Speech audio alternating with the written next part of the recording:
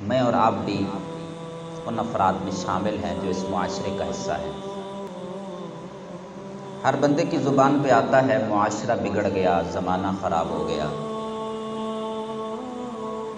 جو عمر رسیدہ لوگ ہیں وہ پچھلے وقتوں کی باتیں یاد کرا کے ایک لفظ کہا کرتے ہیں کہ کیا خوبصورت وقت تھا، کیا اچھا زمانہ تھا، یہ ہوتا تھا، وہ ہوتا تھا، اور اب نہیں ہے۔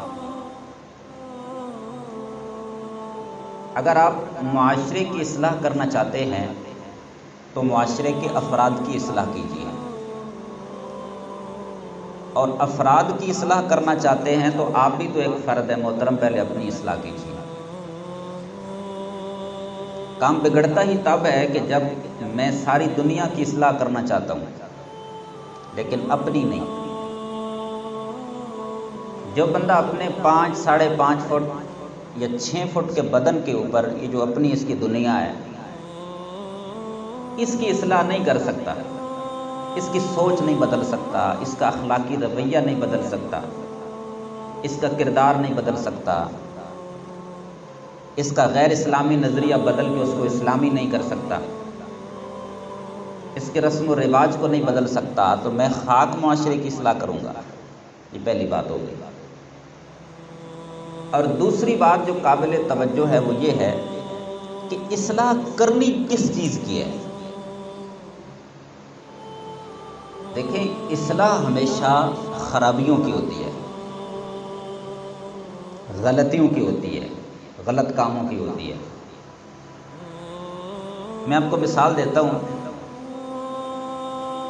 جو یہاں پہ الیکٹریشین بیٹھے ہوئے ہیں، اگر کبھی اللہ نہ کرے ان میں سے کسی کے ساتھ کوئی کام پڑ جائے، اللہ نہ کرے اس لیے کہا ہے کہ ظاہر ہے کہ وہ بیچارے مصروف ہوتے ہیں، پھر مجبوری بن جائے گی، یار مسجد کا کام ہے تو پھر آنا پڑے گا، نہ آئے تو تب بھی سمجھتے ہیں گناہگار ہوں گے، تو آئیں تو سروس کی مجبوری ہے، بہرحال یہ تو اور بات ہے۔ تو تب انہیں بلاؤں گا جب مجھے نظر آئے گا کہ کوئی لائٹ خراب ہے، کوئی بلب خراب ہے، کوئی سوئچ خراب ہے، کوئی پنکھا خراب ہے۔ جب یہاں خرابی کوئی نہیں، یا اگر ہے تو مجھے اس کے بارے میں پتہ ہی نہیں ہے، مجھے معلوم ہی نہیں ہے، مجھے اس کا احساس ہی نہیں ہے، تو میں اس کی اصلاح یا اس کی درستی کیوں کرواؤں گا؟ بھائی دماغ خراب ہے۔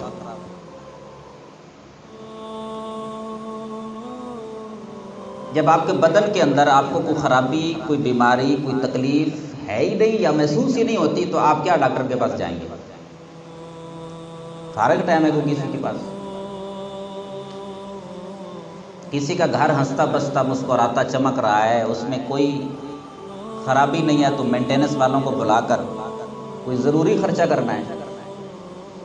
ہمیشہ اصلاح خرابیوں کی ہوتی ہے، غلطیوں کی ہوتی ہے۔ تو ہم نے پہلے یہ ڈیسائیڈ کرنا ہے کہ معاشرے کے اندر غلطیاں کیا ہیں، خرابیاں کیا ہیں۔ میں پھر وہی بات دہراؤں گا کہ جب معاشرے کی خرابیوں کو تلاش کرنے لگیں تو پہلے اپنے اس 5.25 فٹ یا 6 فٹ کے بدن کے اوپر یا اس دنیا کے اندر جو خرابیاں ہیں نا، جو دنیا میرے قبضے میں ہے، بظاہر حقیقت میں تو اللہ کے قبضے میں ہے نا، اس کے اندر خرابیوں کو پوائنٹ آؤٹ کر کے ان کی اصلاح کرو۔ پھر ساتھ ساتھ باقی جو معاشرے کے افراد ہیں، اپنے اہل خانہ ہیں، دوست احباب ہیں، کولیگس ہیں، سینئرز جونیئرز، باقی یہ سارے بات کے مسائل ہیں۔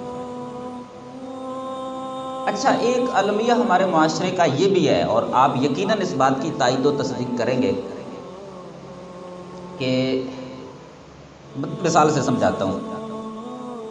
آپ نے اگر غلط نمبر کی اینک پہنی ہو نا، غلط نمبر کی اینک، ٹھیک ہے، میرے خیال میں اس محفل میں 3 بندے ہیں میرے سمیت جنہوں نے اینک لگائی ہوئی ہے، اور یقیناً تینوں کی صحیح نمبر کی ہے۔ میں نظر آ رہا ہوں نا سب اینک والوں کو؟ آپ بھی مجھے نظر، اس کا مطلب ہے کہ صحیح نمبر کی اینک ہے۔ اگر آپ غلط نمبر کی اینک لگا لیں نا، آپ کو ہر منظر دھندلا، ہر راستہ ٹیڑھا نظر آئے گا۔ تو کچھ لوگوں نے تو اصلاح معاشرہ کا بیڑا کیا اٹھانا تھا، انہوں نے ایسی غلط نمبر کی اینک لگا لی کہ انہیں ہر بندہ ہی غلط اور خراب نظر آتا ہے، انہیں ہر کسی کی ہر ادا ہی غلط نظر آتی ہے۔ وہ بندہ کلینک چلا گیا، کہ میرے پورے جسم میں درد ہے، سر سے لے کر پاؤں تک ایکس رے کیے گئے، آخر میں صرف اس کی جو انگلی تھی نا، انگلی اس کے اندر کوئی فریکچر تھا، کوئی ٹوٹ گئی تھی یا کوئی جوڑ ہلا ہوا تھا۔ اس نے کہا ڈاکٹر نے کہ آپ کو کیسے پتہ چلا کہ آپ کے پورے جسم کے اندر درد ہے؟ سوتے ہیں تو تکلیف ہوتی ہے، اٹھتے ہیں تو نہ وہ کہتا ہے میں جہاں ہاتھ لگاتا ہوں مجھے ادھر درد ہوتا ہے۔ تو اللہ کے بندے تو یہ بات پہلے بتاتے نا، آپ نے یہ تو نہیں کہا کہ میں جہاں ہاتھ لگاتا ہوں میرے جسم میں درد ہوتا ہے۔ تو انسان کی اگر انگلی خراب ہے نا، انگلی خراب، تو پورے جسم کا ایکس رے کرانے کے بجائے پہلے اپنی انگلی کی اصلاح کرائے۔ جن لوگوں کو سارا معاشرہ ہی غلط نظر آتا ہے، جن کو ہر بندہ ہی بد اخلاق نظر آتا ہے، وہ اپنی آنکھوں کا علاج کروا لیں، اپنی سوچ کا علاج کروا لیں۔ یہ جو پازیٹیوٹی ہے نا اور پازیٹیو تھنکنگ ہے، بہت بڑا رول ہے اس کا ہماری لائف کے اندر اور معاشرے کی اصلاح کے اندر۔ یہ ٹاپک بڑا وسیع ہے، سارا تو شاید اس کو میں کور نہیں کر سکوں گا، لیکن اگر اتنی بات ہی میں آپ کو سمجھانے میں کامیاب ہو گیا نا کہ میں اور آپ اپنی سوچ کو نیگیٹو سے پازیٹیو پہ لے آئیں، 70% معاشرہ خود بخود سدھر جائے گا۔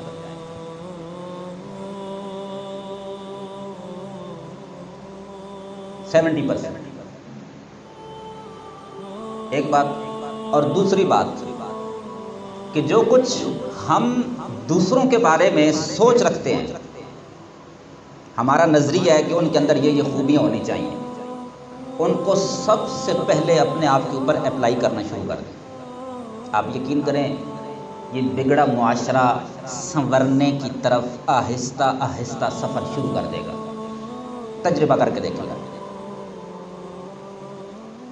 ہم میں سے ہر دوسرا بندہ جب تبصرہ لگانے پہ آتا ہے نا تو وہ کہتا ہے یہ معاشرہ جھوٹ سے بھرا ہوا ہے، تجارت اس کا دار و مدار جھوٹ پہ ہے۔ گاہک الگ جھوٹ بولتا ہے کہ مجھے یہ چیز فلاں دکان سے اتنے میں مل رہی تھی، اور گاہک کی بجائے دکاندار ایک الگ جھوٹ بولنا پڑتا ہے، نہیں میں نے تو یہ 2000 میں بھی نہیں دی، 10 گاہک میں نے واپس کر دیے۔ بولنے والے کو بھی پتہ ہے میں غلط کہہ رہا ہوں، سننے والے کو بھی پتہ ہے میں غلط کہہ رہا ہوں۔ فریب، فراڈ، دھوکہ دہی، 2 نمبری، ملاوٹ، ٹھیک ہے جی، رولز اور اصول کو توڑنا۔ ہر بندہ یہ لیکچر تو دوسروں کو دے رہا ہوتا ہے، لیکن اس نے خود ان تمام چیزوں کی اصلاح میں، اگر میں آپ کو موٹیویٹ کر رہا ہوں نا کہ جھوٹ بولنا غلط ہے، مجھے جھوٹ بول چھوڑنا پڑے گا۔ وہ شاید امام احمد بن حنبل رحمۃ اللہ علیہ کا ایک واقعہ کسی کتاب سے پڑھا تھا، نگاہوں سے گزرا تھا کہ یا شاید کوئی اور بزرگ تھے کہ ان کے پاس ایک عورت آئی اور اس نے اپنا ایک بچہ چھوٹا آیا کہ حضرت اسے سمجھا دیں کہ بچہ گڑ بہت زیادہ کھاتا ہے، میٹھی چیزیں، اور اس کے دانت بہت خراب ہیں، اسے اطباء نے منع کیا لیکن یہ نہیں چھوڑتا، تو آپ اللہ والے ہیں، آپ کہہ دیں تو چھوڑ دے۔ وہ کہنے لگے کہ اس بچے کو کل میرے پاس لے آئیے۔ اس عورت کو غصہ بھی چڑھا، حیرانگی بھی ہوئی۔ اچھا 24 گھنٹے انتظار کے بعد دوبارہ تکلف کے ساتھ سفر کرتے ہوئے وہ آئی، تو ہاں جی کیسے آنا ہوا؟ جی وہ آپ نے کل کہا تھا کہ بچے کو میرے پاس لے آنا، مسئلہ کیا تھا؟ وہ جی جو گڑ والی بات میں نے بتائی تھی کہ یہ میٹھا بہت کھاتا ہے۔ فرمانے لگے بیٹا میٹھا چھوڑ دو، نہ کھایا کرو۔ عورت جانے لگی، کہتی ہے یہی بات اگر آپ کل کہہ دیتے تو مسئلہ حل نہ ہو جاتا، آپ نے اپنا ٹائم الگ ویسٹ کیا، میرا بھی ویسٹ کیا۔ فرمانے لگے میں اس کو کس منہ سے کہتا، میں خود گڑ کھانے کا عادی تھا اور کچھ ایکسٹرا کھا رہا تھا ضرورت سے زیادہ، تو میں اگر اس کو کہتا تو خاک اثر ہونا تھا اس پہ۔ آج میں نے عزم کر لیا کم از کم 24 گھنٹے اس حالت میں گزارے ہیں کہ خود اپنے اندر سے یہ خرابی ختم کر دی ہے، اب جب میں نے کہا تو میری بات میں اثر ہے۔ ہر بندہ ہمارے معاشرے کا موٹیویشنل اسپیکر بنا ہوا ہے، لیکن بات وہی ہے کہ وہ چاہتا ہے کہ دوسروں کی اصلاح ہو جائے، میری اپنی خیر ہے۔ ہم گاڑی پہ جا رہے ہوں گے نا، میں سے اکثر لوگ سفر کر رہے ہوں گے، یار دیکھو نا یہ شہر کتنا گندا ہے، یار اس میں کتنا گندا ہے، اور یہ کہتے کہتے نا تو وہ جناب بسکٹ کھا رہے ہوں گے، کچھ لیز کھا رہے ہوں گے یا کچھ ریپر وغیرہ نا کھاتے جا رہے ہیں اور سڑک پہ پھینکتے جا رہے ہیں۔ یار یہ معاشرے کے اندر نا یہ صفائی والا کام ہو جاتا نا، اچھا کہتے بھی جا رہے ہیں۔ اور وہ گھر میں کسی نے طوطا رکھا ہوا تھا، اس کو سکھایا ہوا تھا کہ آپ نے یہ جو پھندا ہوتا ہے نا جس میں وہ کوئی جانور پرندے پھنس جاتے ہیں، تو اس پھندے کے اندر آپ نے کوئی ٹانگ نہیں اڑانی ہے، اس کے اوپر بیٹھ کر آپ نے دانے نہیں چگنے۔ تو پھر وہ پرندہ چلا گیا طوطا، اور اس نے دیکھ لیا کہ وہ دانہ کہیں، اور اس کو یہ بات بھول گئی، تو اس نے دانہ چگنے کی کوشش کی تو وہ اس پھندے میں پھنس گیا۔ تو وہ پھنس کر بھی یہی ترانہ گا رہا تھا کہ جس کو پنجابی میں وہ لفظ جو مشہور ہے، کہاوت پنجابی میں ہے کہ کڑکی تے بہ کے دانا نہیں چگنا، کہ پھندے کے اوپر بیٹھ کر آپ نے دانا نہیں چگنا۔ اب وہ سبق جو اس نے یاد کیا تھا وہ پڑھ رہا ہے اور پھنسا ہوا بھی ہے۔ تو ہم یہ جو سبق دوسروں کو سنا رہے ہوتے ہیں، موٹیویٹ کر رہے ہوتے ہیں، خود اس کے خلاف عمل کر رہے ہوتے ہیں۔ ایک بندے کی غلط پارکنگ کی وجہ سے آدھا روڈ بلاک ہو جاتا ہے، کتنے لوگوں کو تکلیف ہوتی ہے۔ ایک دکاندار تھوڑا سا اپنی دکان کے باہر سامان، تھوڑا سا نہیں، 12 فٹ کی دکان ہے اور 13 فٹ وہ اپنا سامان باہر لگا لیتا ہے۔ کیا یہ معاشرے کی خرابی نہیں ہے جس سے دوسروں کو نقصان ہوگا؟ ایک بندہ راستے سے چلتے ہوئے کیلے کا چھلکا اگر زمین کے اوپر، فرش کے اوپر پھینک دیتا ہے، اس کے اوپر سے کوئی گرے گا، اس کا ذمہ دار کون ہوگا؟ تو بھائی، ہم جس معاشرے کا حصہ ہیں، جس اسلام کو ماننے والے ہیں، اس اسلام کی قیادت کی تعلیمات یہ ہیں۔ ہمارے آقا فرما رہے ہیں ایمان کے 70 سے زیادہ شعبے ہیں، جن میں سے ایک شعبہ ایمان کا حصہ ہے۔ ایمان کا اماطۃ الاذی عن الطریق۔ آپ راستے میں جا رہے ہیں، کوئی ایسی چیز جس سے دوسروں کو تکلیف ہو سکتی ہے، آپ اسے اٹھا کے سائڈ پہ کر دیجئے، آپ نے اپنے ایمان کا تقاضا پورا کر دیا۔ اسی لیے تو مجھے اور آپ کو اور اس امت کو خیر امہ، سب سے بہترین امت کہا گیا ہے، ویسے نہیں کہا گیا۔ ہمارے کو کاروبار و تجارت کی وجہ سے، یا اسلحہ کی فراوانی کی وجہ سے، یا بہت زیادہ ٹیکنالوجی میں ترقی کی وجہ سے ہمیں خیر امہ نہیں کہا گیا، بہترین امت نہیں کہا گیا۔ اس کا ریزن قرآن یہ بیان کرتا ہے، اخرجت للناس، تم تو لوگوں کے لیے فائدہ مند ہو، اسی کام کے لیے تمہیں بھیجا گیا ہے۔ تأمرون بالمعروف، ہر اچھی بات لوگوں کو بتاتے ہو، وتنہون عن المنکر، اور ہر غلط بات سے لوگوں کو منع کرتے ہو۔ اب یہ بھی ایک معاشرے کی خرابی ہے کہ ایک حدیث ہے، من رأى منکم منکرا فلیغیرہ بیدہ، تم میں سے کوئی بندہ جب غلط کام کو دیکھے، منکر کو دیکھے، خلاف شریعت کو دیکھے، معاشرے اور انسانیت کے لیے کسی نقصان دہ چیز کو دیکھے، فلیغیرہ بیدہ، اگر پاور ہے تو ہاتھ سے روکے، وَإِن لَّمْ يَسْتَطِعْ فَبِلِسَانِهِ، اگر ہاتھ کی پاور نہیں ہے تو پھر زبان کی پاور، وَإِن لَّمْ يَسْتَطِعْ فَبِقَلْبِهِ وَذَلِكَ أَضْعَفُ الْإِيمَانِ، اگر زبان کی بھی طاقت نہیں ہے تو پھر آخری درجہ یہ ہے کہ دل میں اس کو برا سمجھے، اور یہ ایمان کا سب سے کم درجہ ہے، سب سے کم درجہ ہے۔ تو یہ حدیث ایک بات کی طرف اشارہ کر رہی ہے کہ آپ ہاتھ سے کسی برے کام کو، غلط کام کو تب روک سکتے ہیں جب آپ کے پاس وہ پاور بھی ہو۔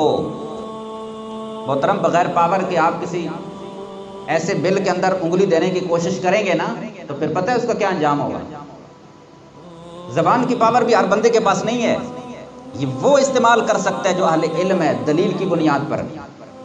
میں ایک بات کہتا ہوں، میری بات کی کیا حیثیت ہے؟ اگر میں کوٹ کر رہا ہوں قرآن مجید کی کوئی آیت، کوئی حدیث، یا تاریخ اسلام کا کوئی بنیادی واقعہ، تو پھر تو کوئی بات بنتی ہے، اجماع امت پیش کر رہا ہوں، پھر تو کوئی بات بنتی ہے۔ تو یہ پاور اس کے پاس ہے جس کے پاس دلیل ہے، اور جس کے پاس ہاتھ کی پاور نہیں ہے، زبان کی پاور نہیں ہے، لاسٹ آپشن اس کے پاس یہ ہے کہ وہ کم از کم دل سے برے کو برا تو سمجھے نا۔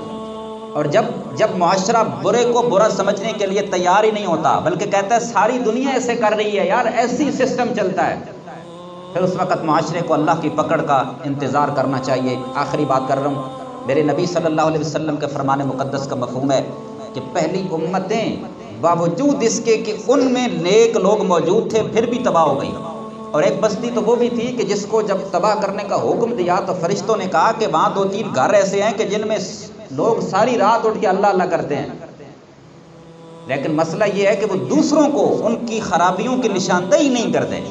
وہ کہتے ہیں یار انہوں نے اپنی قبر میں جانا ہے، ہم نے اپنی قبر میں جانا ہے۔ ان کو حکم ہوا کہ اس بستی کو اٹھاؤ اور ان کے سر پہ مارو۔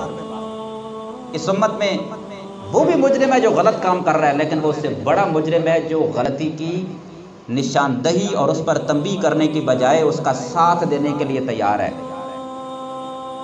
اس کو کہتا ہے کیری آن جناب، کوئی مسئلہ نہیں، ساری دنیا ایسے کر رہی ہے۔ یہ کوئی دلیل نہیں ہے کہ دنیا ایسے کر رہی ہے۔ دنیا غلط کر رہی ہے تو کیا میں بھی غلط کرنا شروع کر دوں گا؟ نہ نہ نہ نہ، ساری دنیا الٹے پاؤں پہ جا رہی ہے تو میں بھی غلط کرنا شروع کر دوں گا۔ اگر یہ ہم اپنا کانسیپٹ کلیئر کر لیں تو آج کا جو ٹاپک ہے اصلاح معاشرہ، سیرت النبی صلی اللہ علیہ وسلم کی روشنی میں، اب آپ صلی اللہ علیہ وسلم کی سیرت کے اندر ایسی ایسی چیزیں ہیں کہ اب وقت نہیں ہے کہ میں ان کو بیان کروں۔ میری دعا ہے کہ اللہ کریم سیرت طیبہ کی روشنی میں اپنی اور اپنے معاشرے کی ہم سب کو اصلاح کرنے کی توفیق نصیب فرمائے۔ وآخر دعوانا